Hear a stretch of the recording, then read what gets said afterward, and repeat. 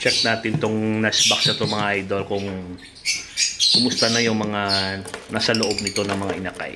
Yun o, yung mga poster ko yan. Hindi nyo masyadong kita dahil madilim, pero okay lang yan mga idol. Yun, mga split dan follow yan mga idol. Tapos ito naman ay dalawang Lutino Opaline. Yun o, maliliit pa mga idol. Yan sila. Dalawang Lutino Opa yan. Yun. Napakagandang ibon. Yan.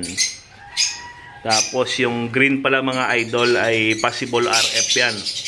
Tapos yung Parblo Opaline na yan ay split dan follow. Nakaposter itong 5 dito. Ayan. Hindi yan magkakapatid mga idol. Ito tingnan nyo mga note ko. Ayan. Nakaposter silang 5. Tapos yung poster parents mga idol ito. Possible RF din yan, no? Yung hen. Tapos ito yung male. Ayan o, dalawang green opa. Mga poster lang yan mga idol ha. Ito yung kanilang mga inakay na napisa nila mga idol. At ngayon ay malalaki na. At mga 3 weeks siguro, 3 to 4 weeks siguro mga idol, bababa na ito. Ayan. Alright. Bye-bye.